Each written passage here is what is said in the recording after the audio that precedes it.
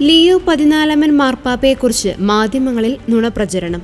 പാപ്പ തിരഞ്ഞെടുക്കപ്പെട്ടതിന് ശേഷമുള്ള ദിവസങ്ങളിലാണ് ഇത്തരത്തിൽ സോഷ്യൽ മീഡിയയിലും ഡിജിറ്റൽ പ്ലാറ്റ്ഫോമുകളിലും പ്രചാരണങ്ങൾ ഉണ്ടായത്.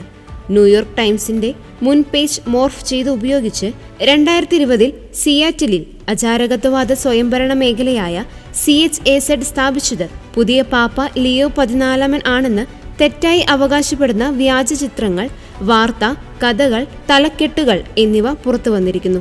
അത്തരമൊരു വാർത്ത തങ്ങൾ ഒരിക്കലും പ്രസിദ്ധീകരിച്ചിട്ടില്ലെന്നും ചിത്രം കൃത്രിമമായി സൃഷ്ടിച്ചതാണെന്നും ന്യൂയോർക്ക് ടൈംസ് വ്യക്തമാക്കി. ലിയോ 14 പാപ്പയുടെ സന്ദേശങ്ങളും വാക്കുകളും ആർട്ടിഫിഷ്യൽ ഇന്റലിജൻസ് ഉപയോഗിച്ച് മാറ്റങ്ങൾ വരുത്തിയ വീഡിയോകളും റെക്കോർഡിംഗുകളും സമൂഹ മാധ്യമങ്ങളിൽ പ്രചരിക്കുന്നുണ്ട്.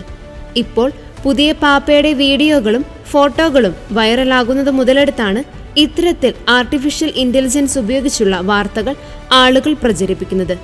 ഇതിനു പുറമെ പാപ്പയുടെ പേരിൽ നിരവധി വ്യാജ സോഷ്യൽ മീഡിയ അക്കൗണ്ടുകളും ഉണ്ടാക്കിയിട്ടുണ്ട്.